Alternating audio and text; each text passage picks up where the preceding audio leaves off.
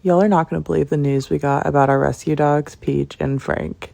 So many of you have loved them and followed along with their journey on becoming happy and healthy members of our family. And it's so crazy because even a few years later, the journey continues. So we found Peach 3 years ago. So we found her in June of 2022. She was living in a graveyard in a literal bush on our road, and we live in the middle of nowhere.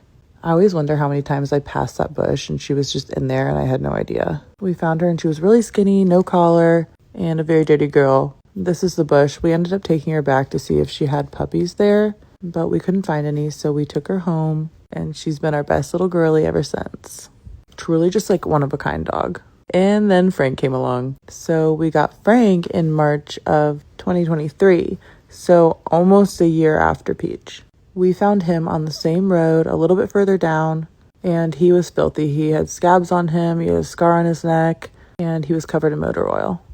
He was a lot bigger than Peach, and they were found so far apart in time that I didn't really think it was a possibility, but I will say they hit it off immediately. I kind of chalked it up just to being so happy that they had a comfy bed to lay in, but then they started showing signs of similar personality traits. Obviously, here's Peachy laying on her daddy, and then Frank doing the same exact thing in the same way. They both were the closest talkers immediately. Always said that if I opened my mouth, they would crawl inside and live in it. So we decided to do a DNA test on both of them just to kind of see what was up. If there was any living relatives, if we could find out more of their story. And obviously, they're freaking siblings. Full blood. I literally screamed at the top of my lungs when I saw these results because I wasn't fully expecting it. I was thinking, what if it was a possibility? That would be insane. But now that I see them interact as siblings, I can't believe that for even a second I thought that it wasn't a possibility. They are fully two peas in a pod.